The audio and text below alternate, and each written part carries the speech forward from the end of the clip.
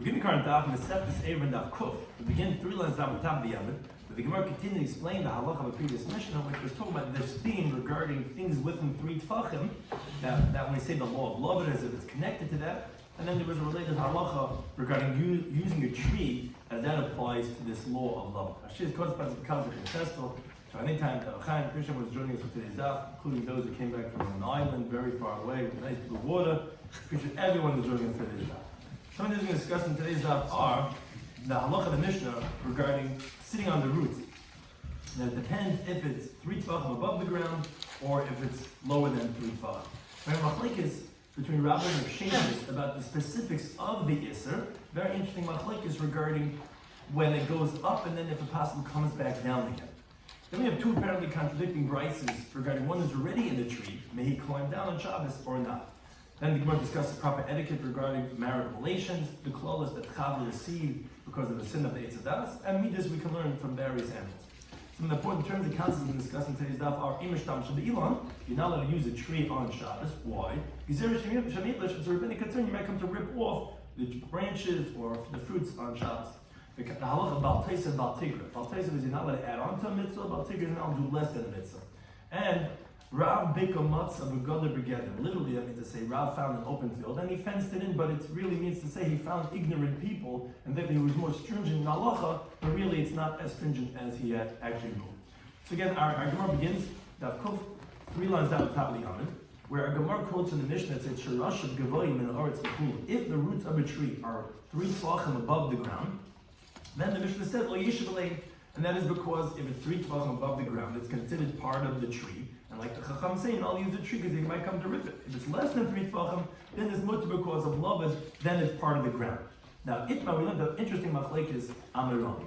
Shar She'ilan, if the roots of a tree, Haboin Melala Mishleisha, if they come from above 3 tefachim, L'toich Shleisha, meaning into 3 tefachim. So let's say after it already elevated above 3 tefachim, which we said then that's considered as part of the tree, not part of the ground. Then we said when it's above 3 tefachim, you treat it like a tree and you're not allowed to use it, but then it bends back down.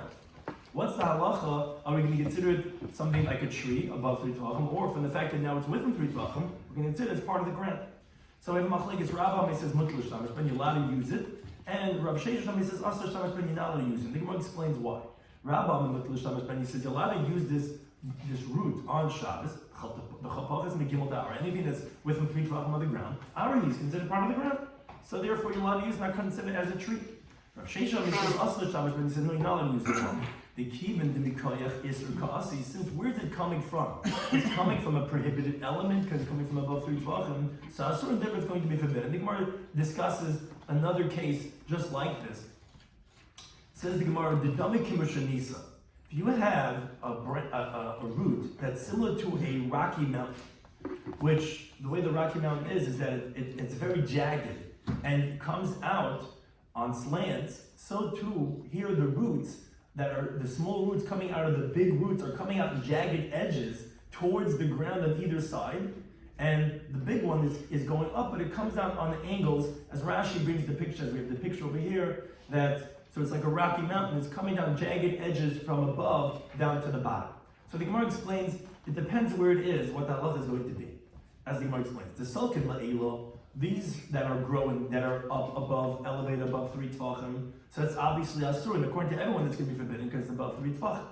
The nachsin l'tatoi, that which is growing, which is towards the part of the trunk of the tree, which didn't elevate yet 3 tefachim, or the small branches, the small roots that came out from the root, from the big root, lower down than 3 tefachim. So shaur, according to everyone, it's going to be permitted because it didn't come to a category of isur yet. So everyone's going to agree in that case it's going to be permitted. The machlekes is l'tzadadim. If you have the small roots that are coming out from the height of the root that's leaning from the top of 3 tefachim into 3 tefachim, that's put to the rabbi. Rav Shesha, that's the same machlekes we mentioned before. According to Rav Shesha, it's going to be us because it's coming from a prohibited elevation. According to Rabbi, it's going to be permitted because ultimately, right now, it's within 3 tefachim. Then the Gemara says, "V'chein an nigra." So too an nigra. What's an nigra? So Rashi says it's a tree that grows from a very narrow ditch that's made to bring water to the fields, a canal, and you have 2 sides of the tree that are you can't. There's two sides of the tree that you don't see that are dug into where the ditch is. Now, if you're going to measure from the sides which are in the ditch itself, which is the visible side, so it's going to be above 3 tfachim from the ground. But if you're going to measure from the sides which are indented, which are stuck into the wall of the canal, so then it's not 3 tfachim high. So you can have the same machlik as Rabbi Shloimy. According to Rabbi, you're going to measure from the elevation, and it's going to be permitted because as long as it's within 3 tfachim of the ground, it's considered like the ground. But according to Rabbi Shloimy, you measure from the depth, and from the depth of where it starts from, it's more than 3 tfachim, and that's what's called shiur kas, and then it's going to be forbidden. That's the difference. The Rabbi is going to measure each side from where it begins to be exposed from the ground, and therefore it's within 3 tfachim. Rabbi Shloimy is going to measure 3 tfachim from the ground on the lower side, meaning from the bottom of the pit, and therefore that's going to be a machlekes. Says the Gemara, and v'chein b'keren zavas. Same thing is regarding a corner, meaning if you have a tree that's growing by the edge of 2 walls in a courtyard, and 3 of its sides are in the corner of, it's covered by the corner of the wall, and you only see one side on the outside, and then it's going up above the wall, less than 3 tfachim. According to the Rabbi, whatever's less than 3 tfachim is not a tree, because it never elevated a height of 3 tfachim. According to Sheish, is no going to measure from the ground, and it's coming from a prohibited height of more than 3 tfachim. And as Rashi points out, that's specifically a keren zavas, a corner. But regarding a regular wall, Rabbi would agree that since 3 of the sides are higher than 3 tfachim, it's only the 4th side, which is by the wall or the ground. So then it's going to be usher, even though that one side is equal to the wall. Then where 3 sides are exposed at a lower point, Rabbi would agree we go by the lower sides. Similarly, the Gemara brings a story.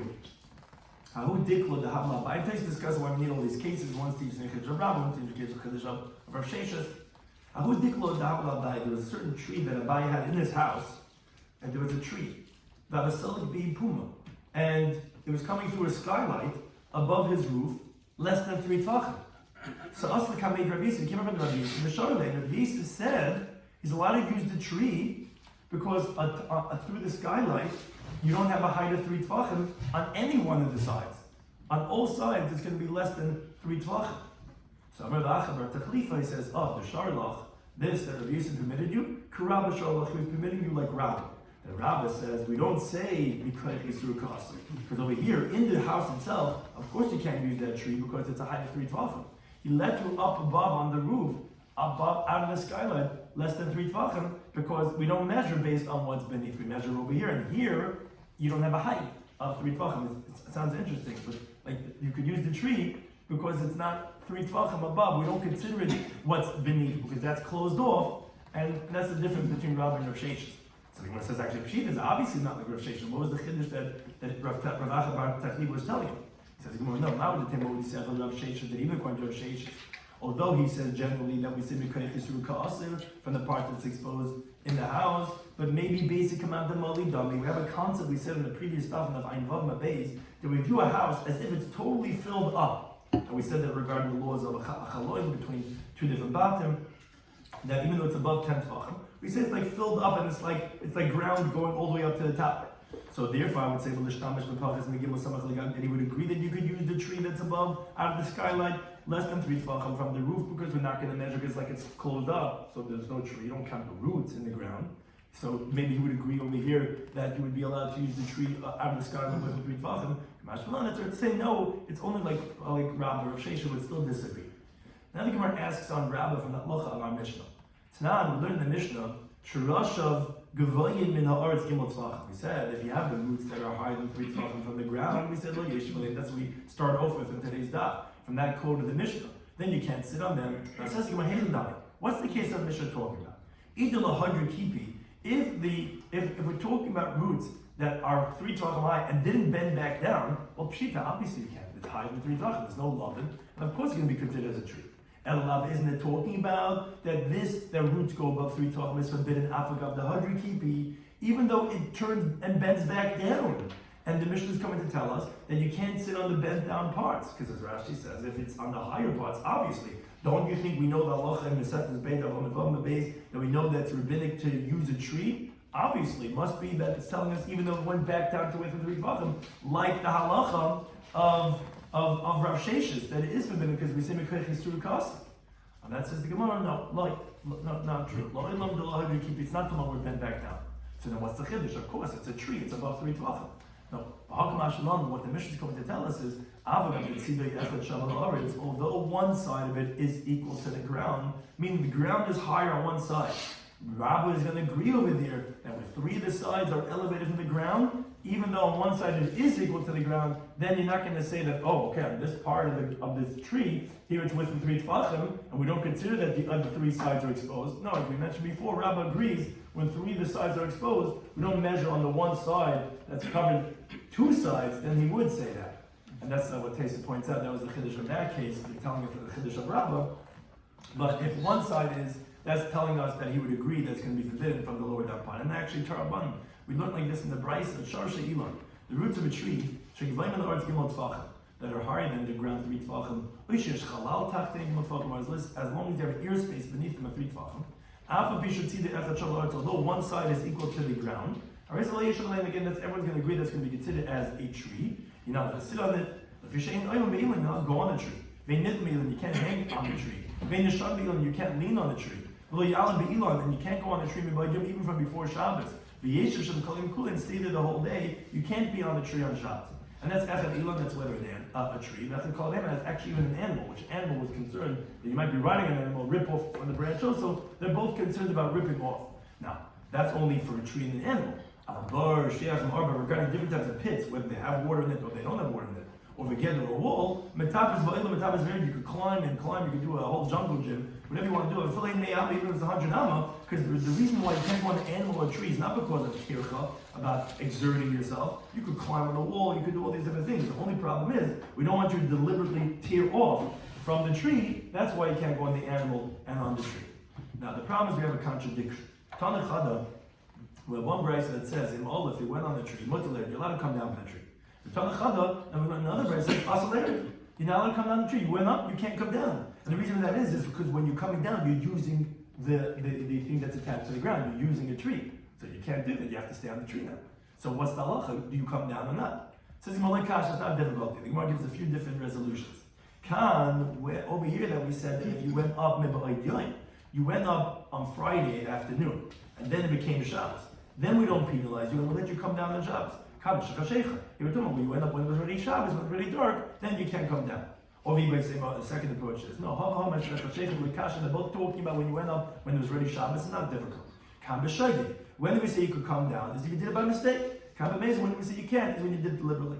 Or everybody said one, you can say a third approach. No, both are talking when you did it by mistake. But over here, when it comes to the basic machlekes is regarding, do we penalize you even when you did it by mistake, because of when you might come to do it deliberately? Marsa Katsina, the one that says you cannot come down, says we penalize you. Marsa Katsina, the one that says that you could come down when you did it by mistake, told you don't penalize. A fourth approach, Amar Vun Breder Rishu, says Kitanoi, it says it's a machlekes Tanoim. If you could come down or not. What's this machlekes Tanoim? It says the Gemara, it's based on the Mishnah Masechet Zvach. The Mishnah says, Hanitanim, in a whole different context. Hanitanim b'matana achas. Regarding that which is supposed to be put onto the mizbeach in one shot. For example, the blood of a karban b'char, a firstborn animal, you take the blood at one time, you only do one gift on the mizbeach wall. Now, shenisarmu b'nitana tanachas, it got mixed with other bloods of a different karban that are also supposed to be done in one shot, meaning in the blood of another karban b'char. So then, inasmu tanachas. So you just go, you take that whole mixture, and you throw it in the mizbeach and one shot, and then it will fulfill the obligations of both of those karban b'chars. Let's say matan dal b'matan dal. Let's say it was a carbon that's supposed to be done 4 different gifts, meaning you're supposed to spray on 4 different sides of the mizbeach, which is the blood of this karban chatas got mixed with the blood of another karban chatas. Okay, that's matan dal. So then you go and you do it 4 times the whole mixture, and it's going to work for both these carbonas. They're supposed to anyways have 4 gifts. But what's it? Matan dal b'matan achas. Let's say the blood of a karban chatas gets mixed with the blood of a karban b'char. What do you do now? One's supposed to be sprayed 4 times. One's supposed to be sprayed only 1 time. So what do you do? It's a machlekes. Rabbi Lazar, he says, "Yinasim matan dal." He says you do 4 sprayings of blood on mizbeach because he holds that it's better to do a kumaseh, to go ahead and fulfill the positive commandment of spraying your carbon of the chatas 4 times, even though in that mitzvah there's avera. because you're being over on Bal Taisif, on the Bechar, by spraying the blood more than you're supposed to, still he holds that the mitzvah saseh of the Korban Chatas, which it says, B'nos Malkarnas, that you should put on every one of the four corners, overrides the negative commandment of Bal Taisif al Bechar, Aseh B'chaloi Saseh, the say of the putting the 4 times on the Chatas, overrides the Loi Saseh on that don't put more by the Bechar. But Rabbi Shloimy, he disagrees. He says, no, you're not achas. He says, you only spray the blood one time. And the reason that is, because since the Gemara tells us that whatever is supposed to be put on the outer mizbeach more than one time, if you did it one time, it atones after the fact. Here it's not possible, because you can't do 4 because the Bechar is mixed in. We rely on that even initially, and we don't go ahead and be over on Bal Taisif of the Bechar. Now, what's with the fact when you're over Bal Tigra of the Chatas, you're doing less than what you're supposed to do? So I think Gemara is going to shortly explain, it's better that you violate Bal Tigra passively, which is just happening by not doing, than you go and actively violate Bal Taisif on the Bechar by spraying more than what you're supposed to spray. Which is the Gemara goes through. I'm a little less. Let's say, Rabbi Shua, how could you say that you give it only one time? How are you live Bal Tigra? You're violating by diminishing the amount of sprays you're supposed to do with the Chatas. Rabbi Shua says, Bal Taisif. How can you say you do 4 times? You're violating by doing more than what you're supposed to do for the Bechar. So Rabbi says, no, they didn't say Bal Taisif, only doing the thing itself that's supposed to be one time, and you're doing it 4 times anyway. But here where it's mixed in with the Chatas, not Bal Taisif, I have to do it because the Chatas that mixed in. So Rabbi Shua says, same thing by Bal Tigra, Bal Tigra, by doing less than the Chatas, is only when it's by itself. But here it says mixed in Bechar, not Bal Tigra, I'm doing it because of the Bechar. Now, moreover, Rabbi Shua has another comeback. He says, and besides the fact, he says, I'm correct. Why? Because Kishnesata, when you're doing more than when you're supposed to, Avarta Bal Taisif, you're violating Bal Taisif because you're doing 3 more than you're supposed to, and also you're actively doing an Averu. When you don't do more than 1, you're right, Avarta Bal Tigra, you're violating of doing less than you're supposed to do Chatas, but you're not actively doing something wrong, and there it's better Sheva Al Tasa than violate actively an Averu. So now the Gemara shows why this Machlekes Tanoim, except this Vachim, regarding the spraying of the blood of a carbon, is the same machlekes we're bringing in our Gemara regarding if you went on a tree, if you're allowed to come down or not. So it's thinking like this. According to Leza, it says it's better, you have a choice of an Aveiro or a mitzvah. It says it's better to do the mitzvah even though you can be violating an Aveiro. So he would hold over here also that you come down from the tree because this coming down, this Yerida is a mitzvah. Because as long as you sit over there on the tree all Shabbos, you're using a tree. And therefore, although now, as he's coming down, he's using the tree, but it's much better than sitting there the whole Shabbos. When you sit there the whole Shabbos, you're using the tree the whole Shabbos. So he holds Kumasei is better. So you'll come down. Rabbi Shua, but according to Rabbi Shua, he says, no, better violate passively than actively. So he would say, don't come down. Because although you violate when you're sitting in the tree, but it's in a passive way, more than coming down, you're actively violating when you're coming down. You're not over every minute you sit. Where? But on the tree? On the tree. So Rashi makes it sound like as if you are. You're using the tree as you're using the tree. And you're not supposed to use the tree. So therefore, that's how the Gemara understands it at this point. So the Gemara says, no, maybe it's not the case. Maybe over there, Blaza says that it's better to actively go ahead and do an action of the cover mitzvah. Because at least you're doing a mitzvah by spraying the extra 3 sprays for the Karban Chatas. But here, when you're coming down the tree, now the Gemara is like changing what it said originally. You're not doing a mitzvah you're coming down from the tree. As Rashi says, you're just not doing an Aveira. By coming down from the tree, you're going to stop yourself from violating the rest of the Shabbat sitting on the tree, but not fulfilling a mitzvah as you come down. Maybe he wouldn't say to actively violate an Isser if you're not actually fulfilling a mitzvah as you're coming down. And also the other way. Also, you could say, maybe what the Rabbi Shua says is better to passively violate than actively. That's Ella rather as a continuum of where you're not really doing any Isser, which was just pointed out before, when you're sitting and you're not giving the other 3 matanas adam, the negative prohibition of Bal Tigra, and the positive commandment of putting the blood of the kachatas on the kronis, they're getting uprooted by themselves. You're not doing any Isser when you're not doing more than what you're supposed to. So maybe it says Shalom Tasa. But over here, when you're doing an Isser, when you're sitting, you're using it. You're using the tree. Maybe actually Rabbi Shua would hold that you do come down. And if it's not necessarily the same machlekes, Tanoim, could be each one would hold in this case of the tree would be different. And therefore the Gemara rejects that as the 4th interpretation of the steers of the braces regarding if you went on the tree, if you come down or not. A similar type of a contradiction, Tanachada, on this topic. One brace says whether it's a moist tree, whether it's a dry tree, you're not allowed to go and use that tree on Shabbos. Another brace says no. But when we say not allowed to go on the tree, it's when it's moist, when it's dry, there's no moisture, and therefore it's like not even considered attached to the ground because it's already so depleted. Then it's much then you're allowed to use such a tree on Shabbos. So what's halacha? Buy a dry tree. So maybe this is like kasha, not difficult. When did we say that we're not allowed to use the dry tree? Is when the trunk regenerates. When we say that you could use the tree that's totally depleted, it's like not even attached to the ground anymore, is when the trunk wouldn't regenerate. So the Gemara says, if the trunk is going to regenerate, yavish karsa, you could call that dry. If not dry, obviously, if the trunk will regenerate. Now the Rebbe says the Gemara different approach. In the summer month, then a dry tree you're allowed to use. Why? Because then there's not even ma'aris ayin. It doesn't look like, he's using a tree. Because everyone can tell that it's a dry tree because there's no leaves on the tree. And all of the trees are blossoming. When we say it's usher, is in the winter months. But you cannot differentiate between a dry tree or a moist tree. And then the problem of using the dry tree, although it's totally depleted and maybe it's not mechuber, is because of ma'aris ayin. Because you can't tell the difference between which tree is yours. But then the Gemara says, wait a second, but even during the summer months, why not use a dry tree, but on the siri peri? But you're going to be tearing out the fruits that remain from the previous year, and you might come to tear, if you let the guy use a dry tree, which the fruits are going to fall off, which is also okay because it's not attached to the ground, but you might come to tear off the fruits from a moist tree, as Rashi explains. Although we're not concerned from going on the dry tree, because of going on the moist tree, because going on the tree itself is exera, we're not going to say exera, but regarding detaching the fruits of the dry tree, which is really technically allowed, but we should be concerned that you might come to detach the fruits of the moisture, which that's a biblical violation of toilish, of tearing from the tree.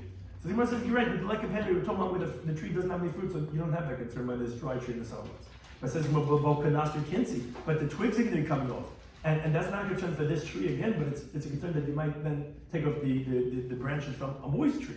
So the Gemara, we're talking about Bigaduda. We're talking about where there's only the trunk. There's no more branches left on this tree. So there's no concern about tearing off the branches either. So the Gemara says, is that really so that a Bigaduda is permitted to be used on Shabbos? But for Rav, he went to this place of Stia, and he says, even though it's a bare trunk, without any branches, without any fruit, that's dry in the summer month, he said it's usher. How can you say that's the case? That's going to be mutter. So the Gemara Rav Bikamatza, which literally means that Rav found a valley, but what that really means to say is that he found people that were not learned people to be careful in halacha, like an open field which has no watchman, it's all totally breached out in the open. But God together and he fenced it in, which basically means to say he was more stringent so that if he allowed it, they're going to go and take a carte blanche and do all these other things. But really, halachically, it is permitted. He just said that it's usher. Now, parenthetically, regarding tearing out something that's attached on Shabbos, Amar Rami Ba'aba, Amar Ravasi, he says, Asal Mishalach Gabe Sam Shabbos. The person is not allowed to go on grass on Shabbos, like it says in the pasuk in Mishlei. V'atz b'reglayim chayte. If someone pushes with his foot, he's a sinner. So you see that walking could also be a sin, and here there's a sin because as you're walking, you're detaching the grass. But the problem is the Gemara brings it as a contradiction. Tanachad, we learn one brayse says mutar leilcha gabe sam Shabbos. You're allowed to walk on grass on Shabbos. But another brayse says it's not allowed to. Are you allowed to walk on grass or not? So says the Gemara that it's not a difficult. The Gemara actually brings 5 different interpretations how to resolve the contradiction. Loi kasha. Ha balach.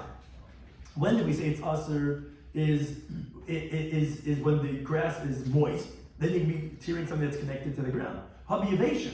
When we said you're allowed to walk on it, is when the grass is dry. It's like already like it's detached. So therefore, you're not pulling out anything from that's attached to the ground. Obi by some one can say a second approach. No, ha balach and lakash. No, both are talking about that the grass is moist. It's not difficult. When did we say that it's usher? Is in the summer months. And the summer months, as Rashi explains, there's seeds in the container of the grass, and that gets detached. That comes out when you're walking on the grass, and that is pulling out. That is a melacha on Shabbos. That's forbidden. In the winter months, it's permitted because the zera begivolim is not there, and therefore you're not doing anything wrong. Or you may say important. You can say a third approach. Most don't come out to someone. It's not difficult. When do we say it's permitted to walk on grass? Is you're wearing shoes. When we say it's usher, is when you're not wearing shoes. As Rashi says, then the grass is going to get stuck in your toes, and then it's going to be tearing out the grass as you walk. All the ways, if you want to say a fourth approach, no, they're all talking about that you're wearing shoes that's not difficult. When do we say it's forbidden? Is when you have spikes in the bottom of your shoes. That gets attached to the grass, and that's going to detach it. It's going to be awesome. But the less you will see when we say it's forbidden is when you don't have spikes in your shoes. Or a fifth approach. Maybe you can say, Allah, the Islam, they're both talking about that there's spikes. The Islam shrocha. But the one that says that it's usher is when shrocha literally means say a long wick, but it means when the grass is very tall, then it's going to become detached. That's a problem. The lesson shrocha, here we're talking about that the grass is not so long, and therefore it's not going to get detached, and therefore it's going to be mutter. However, the Gemara actually concludes, and now that we rule a Gibshim that he holds Daf Yomi is mutter unintended malacha is permitted. So cool, the shari, all the cases we just described, spikes and shoes and open-toe sandals, whatever, all these different things, they're all permitted because it's unintended, and Daf Yomi is going to be us. Now, the Gemara goes into a whole secondary discussion now because we brought in a pasuk in Mishlei.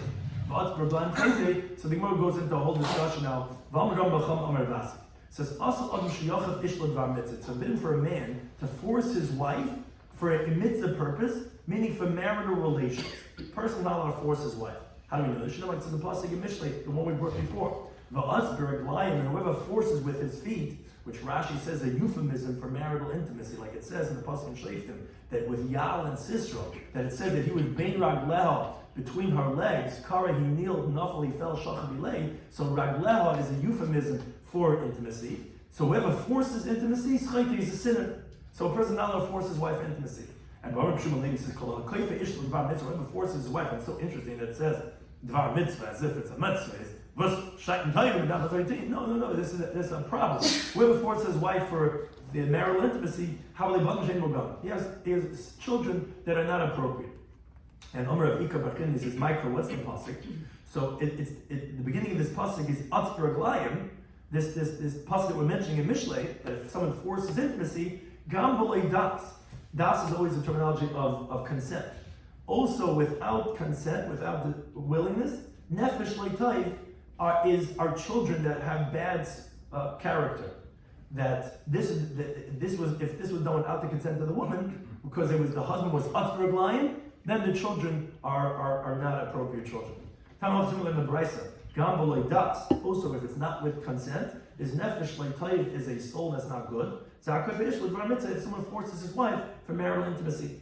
And then the pasuk goes on and says, and whoever forces intimacy is a sinner. This refers to a husband who has intimacy and does it again. He makes it difficult for her, and he does it in that type of way. That's bad. Now, says, is that really so? To have intimacy twice in a row is bad. But Rabbi says, for someone to make all his children into males, to have boys, he should have intimacy and have it again. Why? Because the first time that he had intimacy, the woman then gets a desire, and then she comes to a situation where she's going to, by the second time, be Mazriya first, and wherever the woman's Mazriya first, then you have a boy. So isn't it a good thing? It's well, like not difficult. Kan das. If it's with the woman's consent, then yes, the second time is actually healthy. And then actually it's a good thing and the person's going to have boys. So we're talking about without the woman's consent, that is a sin. Now, related to this topic, Rabbi Shloimy Schwartzberg says, any woman that petitions her husband for this mitzvah purpose of marital intimacy, she's going to have sons. Not even the generation of Moshe Rabbeinu, they weren't men like that. How do we see this? Because the Ilum Moshe Moshe said regarding the generation of Moshe Rabbeinu, the pasuk says the Barim, they were supposed to bring men that were wise, with avodim and understanding, which Rashi says Bina is always that they're able to extrapolate one thing from another. They're able to learn up logically to another context. You do women that are known the shavteichem for your tribes. Now, in practice, however, except the pasuk says the ekech is rosh shavteichem. Moshe Rabbeinu says, and I took the heads of your tribes, anashim chacham yidum, men that were wise and had knowledge. Now, even the Bain Lashkar, he couldn't find those who had bina.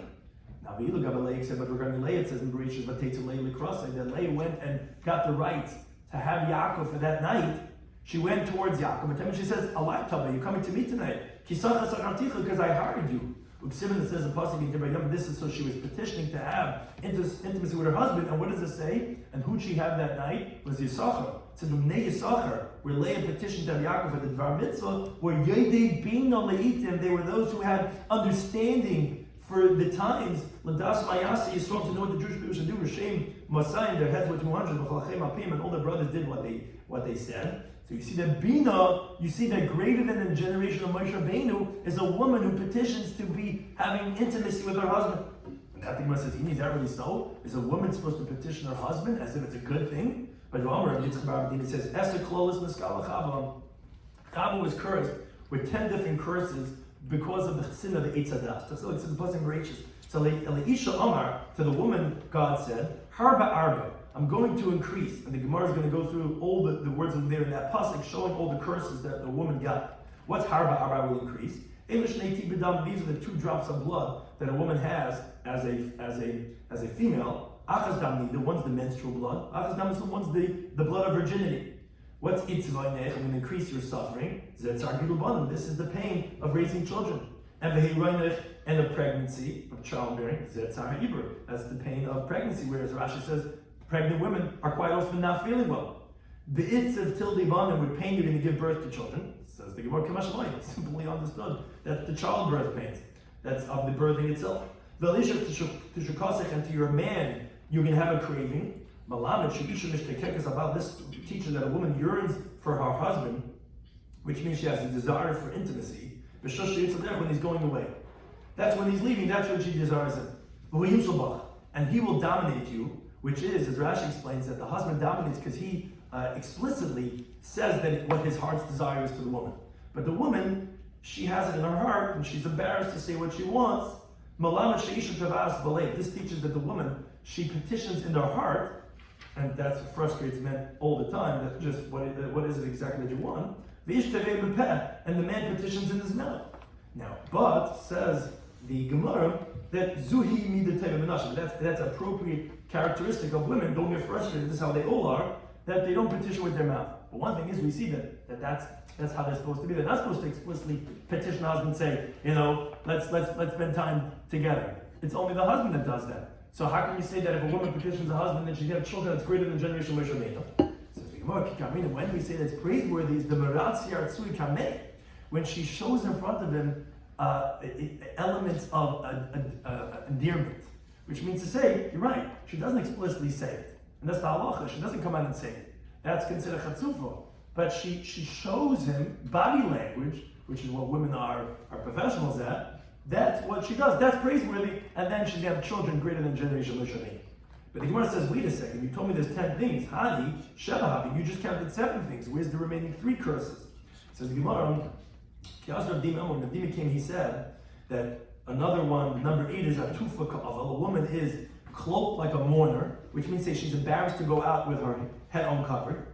The 9th is umenudim ka'adim. She's like excommunicated from all people, which you must explain shortly. That means to say that she's forbidden to all other men besides her husband, but a man can marry many women. And the 10th one is the chavush levesa, which she's like confined in jail, which Rashi brings the pasuk called kavud basmal panima. A woman is private in the house, so that's like so to speak that curse, which she's like locked up in jail. Now says the number 9 that we said that she's excommunicated from all people. What does that mean? If it's because now she's forbidden to be secluded with another man, he's also forbidden to be secluded with other women. So El Reda means that she's forbidden to marry 2 men, whereas the man doesn't have that curse because he can marry as many women as he wants to. Now, the Masnita, the Bryce, we learned the remaining 3 differently. Number 8 is Megadela Seir Kalilis, that the woman braids her hair like this demonic feminine called Lilis, and that's how a woman goes and she braids her hair like that too. Number 9 is V'yesheves and Ashten's Ma'ik Behema, that she sits and she urinates like an animal, which an animal, a female mule does that it kneels, and as it urinates, that's how a woman urinates too. And number 10 is V'nasis Karlabala, she becomes like a pillow for a husband, where the husband is on top by Tashmish, so she's like a pillow for the husband. That's curse number 10. Says Imam V'idach. And what's with Avdini? How come he doesn't count these 3 of the Brisa? And that says the Gemara, Hani Shvachullah. These remaining 3 are actually praiseworthy for the woman. This that she sits and she urinates is modest, and she's not losing anything by doing that. And this that she's, so to speak, the pillow for her husband, it makes it easier. He has to go through the effort. She doesn't have any difficulty whatsoever. And regarding the other one, regarding the idea that we're saying that this of the urination, says the Gemara, the Omer B'chi, says, Ma'ida, so what do we mean in Pasuk in Iyov? Says in the Pasuk Malfeinu, that it teaches us, Hashem teaches us Mibahamas Arts, from the animals of the land, which Hashem gave wisdom in the animals to teach us, to learn from them. From the birds in the heaven, we become smart. What does this mean? He teaches us from the animals. This is refers to the female mule. She kneels and as she urinates water, and that's how a woman is. So that's actually not a bad thing. It's actually modest. From the birds of the heaven, we become smart. This refers to the rooster. Shemafayis, where the way the rooster appeases the hen is that the rooster goes all around the hen. He spreads out his wings, and he's appeasing, as the Gemara is going to shortly say, where the language that the rooster is telling the hen is, I'm going to buy you a cloak which reaches all the way down to the ground. So he's sticking out his wings to show what I'm going to do for you if we get together. And then he cohabits with the hen. Similarly, the Gemara says, had the Torah not been given to the Jewish people, we would learn modesty from a cat. Because a cat doesn't defecate in front of people, and also it covers its excrement. And we would learn begezel in the mullah, we would learn theft from an ant. Because the pasuk says initially that the ants, the whole summer months, they're gathering food for the winter, and not one ant steals food from its friend. And the arayis miyayna, we would learn regarding illicit relations from a dove, because a dove only cohabits with its mate. All animals, they go and they cohabit with any female of its same species, the dove doesn't. And we would learn derech eretz mentality, we would learn appropriate ways for cohabitation from the rooster, like we said, where it first appeases the hen, and then it goes and cohabits with the hen. And says, how does the rooster appease its mate? So we read, it says, this is what the rooster tells its mate. I'm going to buy for you, like Rashi says, a cloak called a coat. I'm going to buy for you a coat. The that's going to reach all the way down to your feet. And the basahach, after he has cohabitation, he shakes his head, as if you see the rooster, and like he bends his head down to the ground. Because Amala, what is he telling the hen? Let the crest, which is that shiny, that colorful thing on the head of the rooster, let that be cut off. If he, meaning referring to himself, has what to buy the coat for you, and it doesn't buy it for you, let his crest be taken off. Meaning, I promise I'm going to go and deliver what I promised from the fact that we're going to spend some time together. So therefore, these three of the Brisa, which are shvach, therefore that's why Rabbi Dimi does not count these three of the Brisa, because they're actually shvach, and therefore they can't be the three of the cloak. So when we discussed in today's Daf, Eruvin Daf was, we had mentioned the halacha of the Mishnah that if you have roots that are above 3 tefachim from the ground, which was the theme of the previous Mishnah regarding that of 3 tefachim, so then the person will send it because that is qualified as an elam, it's above 3 tefachim. Now, what's if, however, let's say it comes from above 3 tefachim to within 3 tefachim? Now we have machlekes on our own. Rabbi says, what? Rav Sheshes says aser, and Rav Sheshes says aser because although it's beneath 3 tefachim now, but it's coming from above 3 tefachim, what's called mikoyach yisur kasi. Now, let's say if the branches are similar to what's a mishanisa, like a jagged, so it's like a jagged mountain and it comes down like that. So that, we said, those that are above 3 tefachim are going to be us. Those that are beneath 3 tefachim never went up are going to be mutter. But those that started from above 3 tefachim and then come back down, that's going to be the machlekes that we had, if it's going to be mutter or asa. So too regarding a nigra, which was a different case regarding that you had a ditch, and then you have a tree, so 2 of the sides are covered, but these 2 are open. So that was the question regarding how we're going to view it. According to Rabbah, we're going to say, well, okay, here it's where it starts, above ground.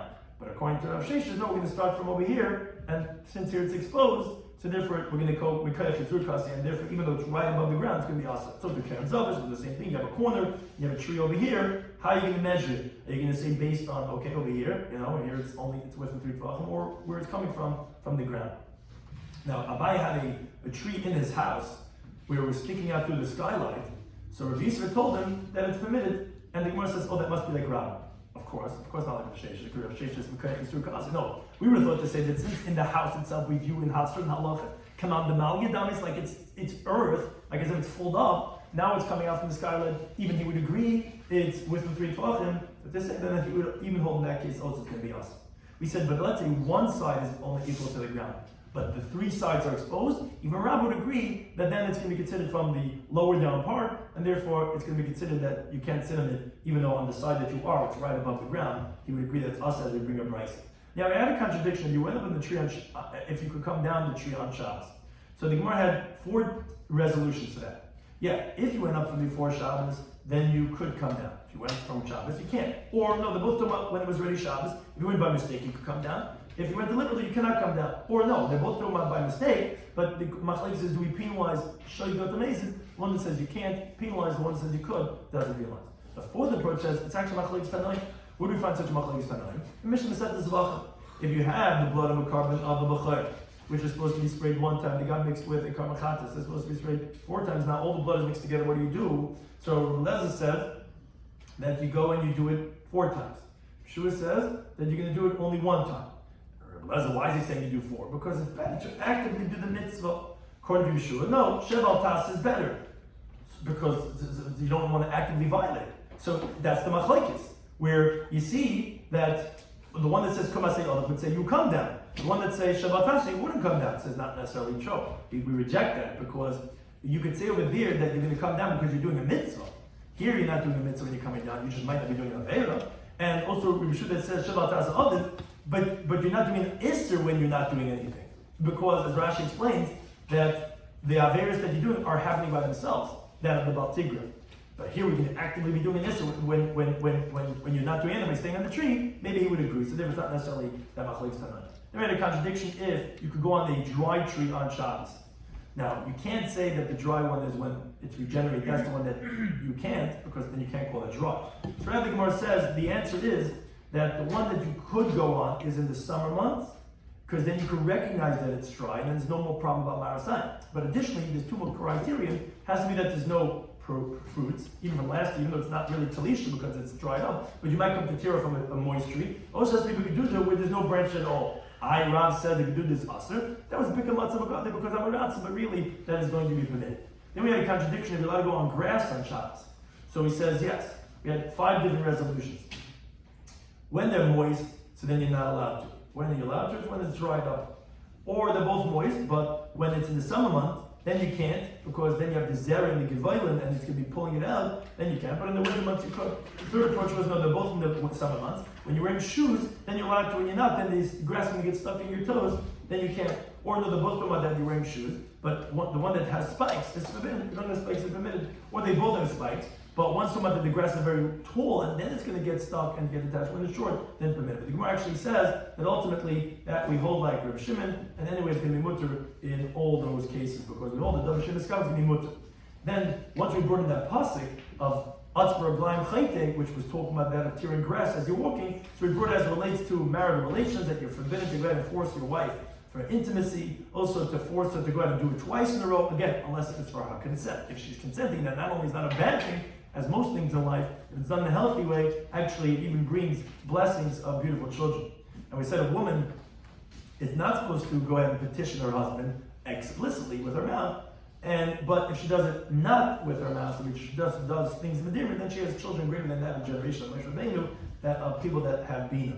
And this was one of the curses, the 10 curses, that a woman should not petition with her mouth. And then the Gemara had 2 different opinions regarding what are the extra 3 on the 7 that were mentioned regarding the 10 curses that a woman had because of the chet that they said. Thank you for any time for hosting.